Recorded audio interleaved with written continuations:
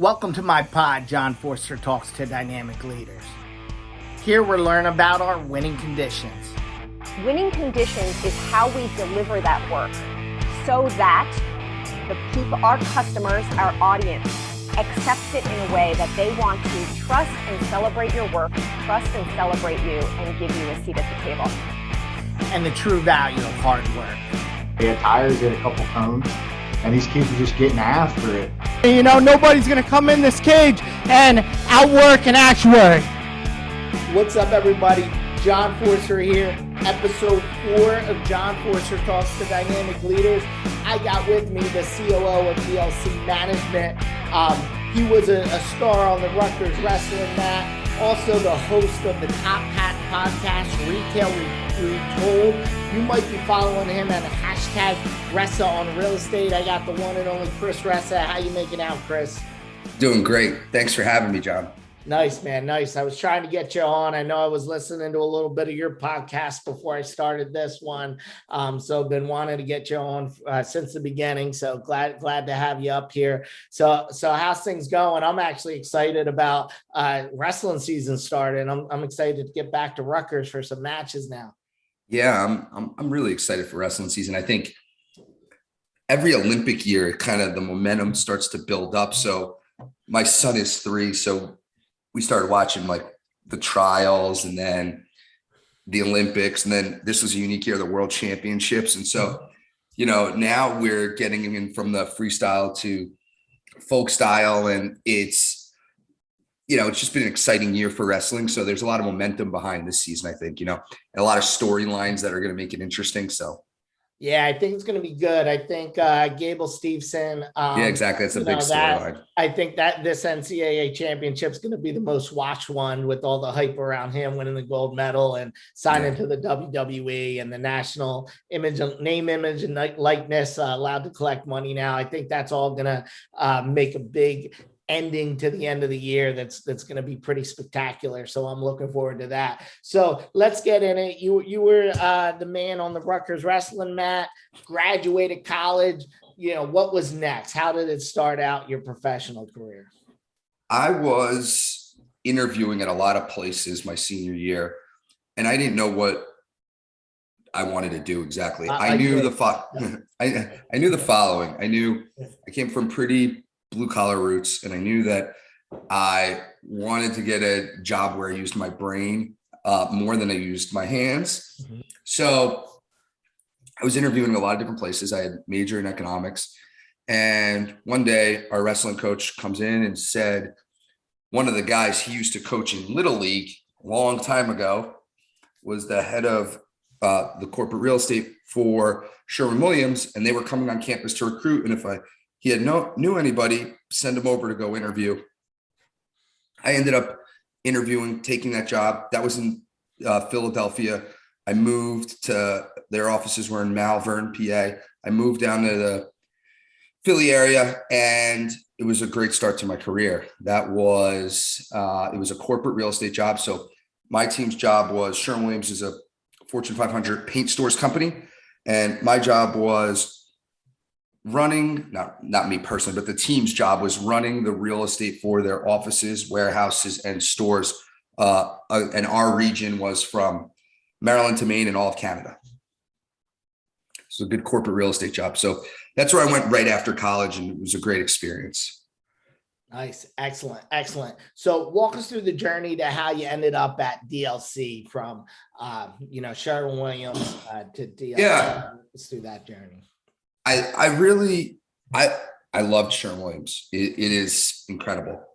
I ended up connecting with one of the attorneys who had gone to some pretty prestigious universities, and I ended up getting my first annual review. I got a perfect score.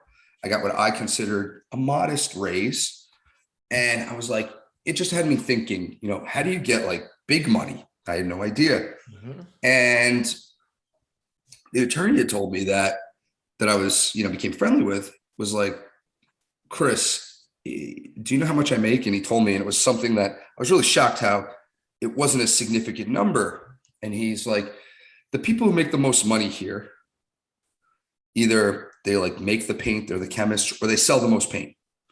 He goes, in a retail organization, one of the things that's, as old as the dawn of time is people who come up through the stores and make their way through corporate. They understand the store business, they understand the back office, and they understand how everything moves and works.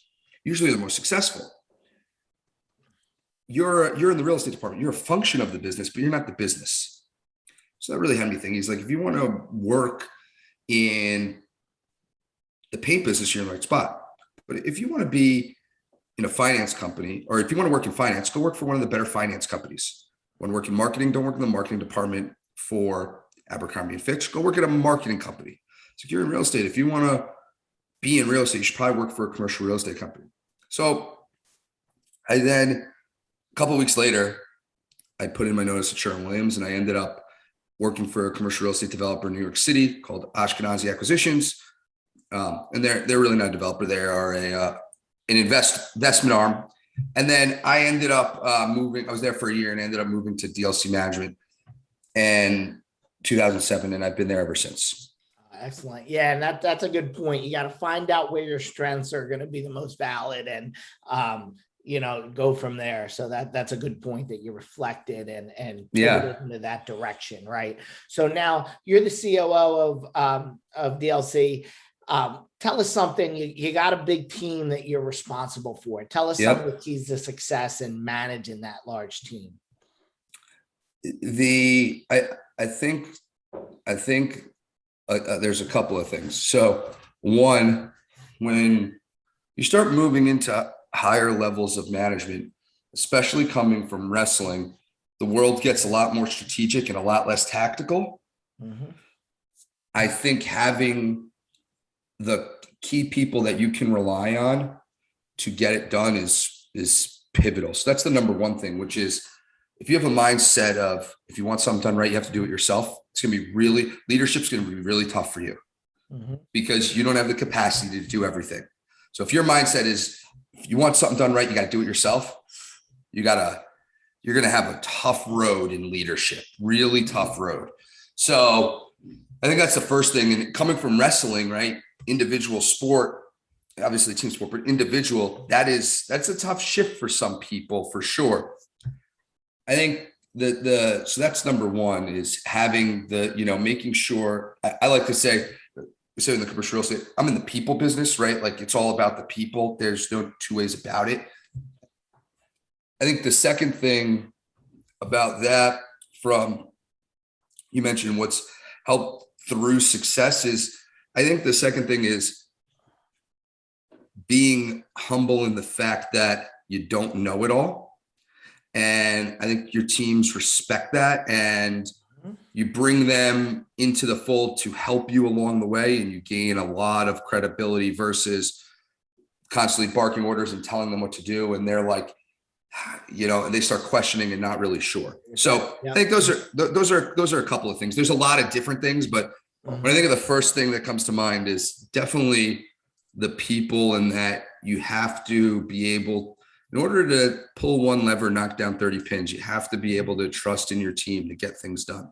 Yep. Yeah, I agree with that. And I just listened to a post by Ben Askren talking about leadership too. And he's like, you only have a certain amount of time. And if you want to move up, you got to be able to deliver that time among a bunch of people. So you get a bunch of people making better use of your time. I thought that was a good take on it. So you come in and started obviously moving into these different levels of management. What are some of the tools that allowed you to form that management style and perspective that you just talked about here?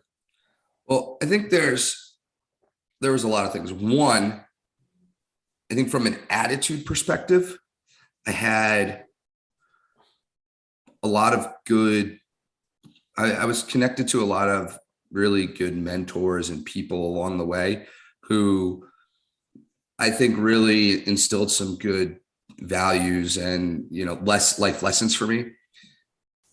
One of those moments in time for me was my freshman year of college in wrestling. So when I grew up, I watched tape with my father all the time. He was tough. he was hard-nosed guy, right? Blue collar. Oh, why did you do that? You got it wrong. You got it wrong. You got it wrong. You got it wrong. So I hated watching film on wrestling. It was the worst. I ended up getting to college, and a guy, Steve Cassidy, I remember first film session like it was yesterday, and we go in there and he says, you see that right there? That was excellent, Chris. This over here, here's how I might think about this. Did you ever think of doing it this way? And a light bulb went off. I was like, oh my God, this is fun. This is refreshing. This is great. And I've tried to take that moment and expand that and bring that into my life from a leadership perspective. And I think that's for me and my personality, I think it's a better way to try to get the most out of people versus the former. So that was one. Two, I think the biggest thing that's helped me in growing as a leader is, I think, three things: educating, network, and experience. So studying, reading, taking classes.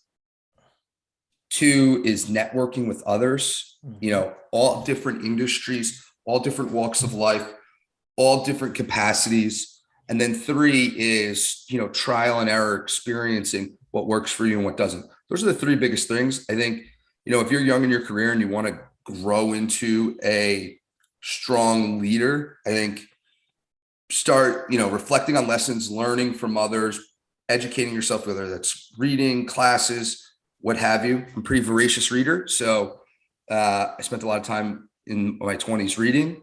I think number two, every leader I know that's like a strong leader, one of the things we don't talk about enough is they typically have pretty big networks. They've done a really good job of, connecting with others.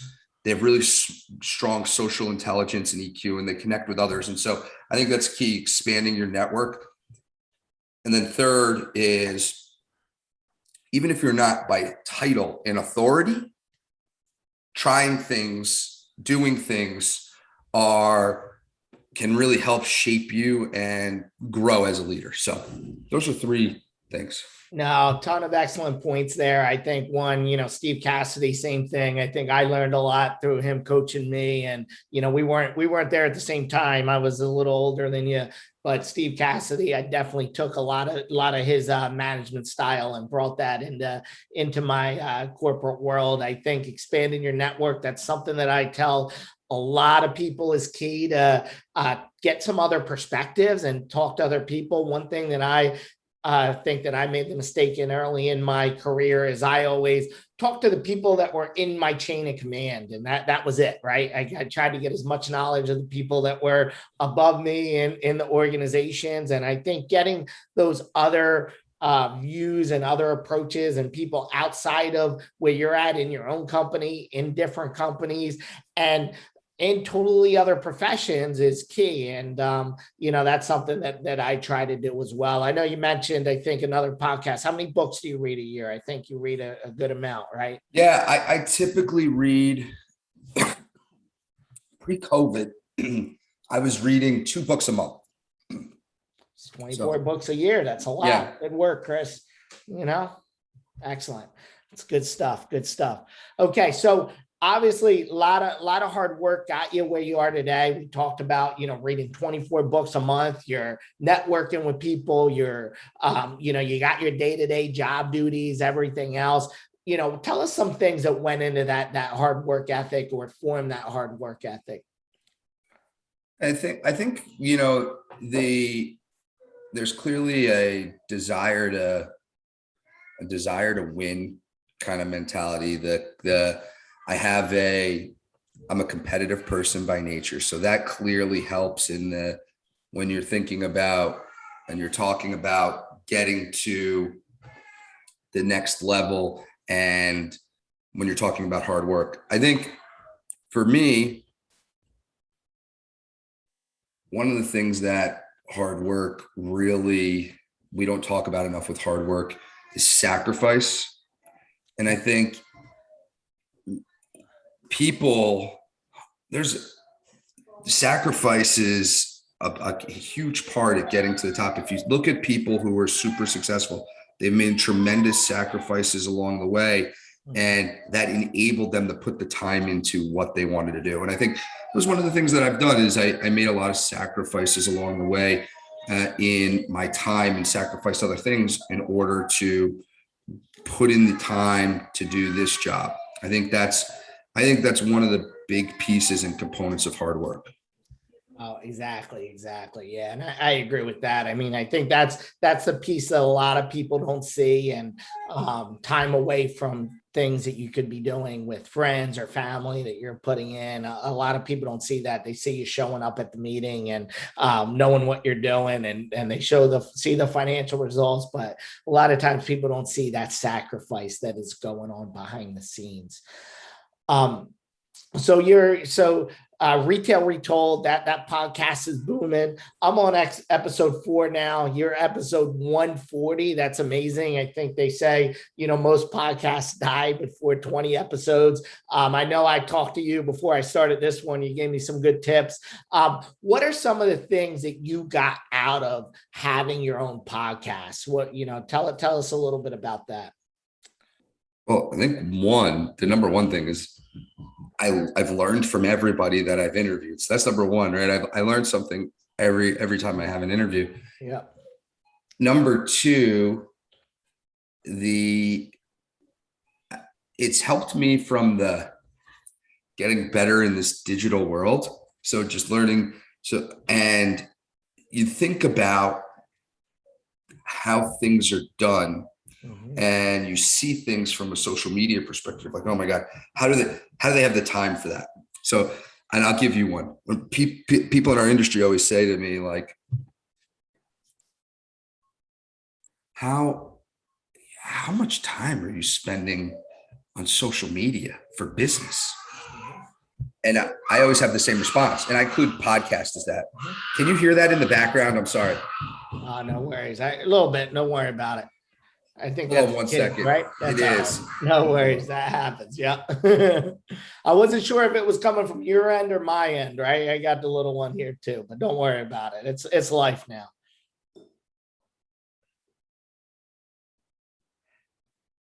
So people ask me, how much time you spend on LinkedIn? And I have the same response every time. Not enough. Mm-hmm. And I think that in this environment where we are moving from technology, digital forward place, this has helped me learn how to manage one of those, right? Because we have a podcast, which is audio editing, there's video editing, there's this, and I'm not doing that. There's a team that's doing that for me, but it's helped me understand how this all works. Yeah. I think that's great. The other thing, I ended up hiring every year. I try to learn a new skill, and you and I've talked about skills. I try to learn a new skill. Mm-hmm. I interviewed a woman on my podcast who also hosted a podcast. Her name was Julia Raymond, and we said, what are 3 things you would do if you had to do it all over again? What were 3 things you would do if you were going to start a podcast? Mm-hmm. Number 1 on her list was fascinating, which was hire a voice coach. And I've come up the sales background, and I'm social, and I like talking, and I know how to communicate. So that didn't really seem, I'm not nervous public speaking. It didn't seem like something that was so intuitive for me. Yeah. But I'm like, okay, that's interesting. And I started listening to the podcast, and I'm like, there's some ums and fillers, and there's this and that. And I'm like, maybe that wouldn't hurt, right? And I hired a voice coach. I have a lot of work to go. Yes. But it was for the cost, and I still use the person all the time. Ame Bruno, she's great. She's at the West Coast. It was fascinating, things I had never thought about. And so that's something I've gotten. My speech has improved significantly, even if I sound like today. I've never had actual voice training. I just have a lot of work to go. Yeah, exactly. So if someone said to me, like, if you're going to have a podcast, you're going to speak all the time, you should probably try to maximize that, right? Even, Tiger Woods has a golf coach. Why don't you have a voice coach? And I was like, wow, that's true. So that was really interesting. That's something I learned. And there's a million other things, but those are a couple. Yeah, no, that's great. I think it's funny how you mentioned that when you start listening to yourself and you start listening to it, being critical, saying, how many times do I say and okay and those filler words? You kind of notice a lot more than you thought. I think I'm still learning. I might take your advice to grab. I will tell you. Well, yeah. Here's the other thing that she said when I started. Before this digital world, there wasn't a lot of opportunity to be coached on. Yeah. But what she does is she just listens to an episode before our lesson of the podcast and makes notes, and we talk about what we went over last time. There's so much available information for her to actually work off of, versus if you wanted to go and you said, I have a speech in 6 weeks and I want to prepare for it and I want to do better. Well, you'd have to provide the speech, and then you'd have to do practice runs, and she'd have to give you fake material to read off of. She doesn't need any of that. Yeah, that's great. That's great. Yeah, so many doors of learning are opening up through the last couple years, and that's great. We need to take advantage of that. All right, Chris. So we're going to end it off. I know your podcast, you always ask your guests 3 questions at the end. I'm going to flip the script on you, and I'm going to ask you those 3 questions. So let's go. I'll start with the first one. What is one skill that you don't possess that you wish you did? Photographic memory. I wish I never needed a notebook, a calendar, a to-do sheet, anything. I could walk in to a meeting, people would talk, and I could walk out and I memorized it all. I agree. That would be a great one. I need to write stuff down or I forget most of the material. I just ordered the Remarkable 2. Have you seen this thing? No, I didn't. So you should check out, it's called Remarkable, and it's like this digital tablet notebook that's blowing up everyone's social media pages. Check it out. I just ordered it. So we'll see how it goes. I might check that out. All right. Number 2. What is something that most people say that you disagree with? Work smarter, not harder. I of course believe you should be efficient and work smart. I think that's true. I think all too often it enables people to create shortcuts when they really should have just grinded through. I'll agree with that too. I think it should be work smarter and harder, not work smarter, not harder. I think work smarter, not harder says you don't need to work hard. I think you still need to work hard, but if you could work smart and work hard, that's the winning combination. So the last one is, when was the last time you tried something for the first time? This year, I started golfing, and I had never been a golfer. It was such a time investment, and I don't like knowing I'm going to be bad at something for so long. Yeah. However, all my friends, all my family, and everyone in the business world golfs. At some point, I was like, I need to pick this up. I took lessons this spring. I ended up getting on the course a bunch. I went to the driving range a bunch, started golfing, and I definitely have the golf itch now. Nice. That's awesome, Chris. I'm surprised you didn't try that sooner, but I know guys like us, we're getting, you got another couple of years before you hit my level, but you can see the more physical sports, they're starting to wean down on us. And I think golfing is something we could be playing 10, 15, 25, 35 years from now. I like golfing as well. Hey, thanks, Chris. Thanks for coming on the podcast. Make sure you follow #Ressa on real estate. Check out his pod, Retail Retold. Also, make sure you follow the podcast. John Forster Talks, the Dynamic Leader. We are on Spotify. We are on Apple Podcasts. We are on YouTube. We are on wherever podcasts are sold. We'll see you next time, and be dynamic.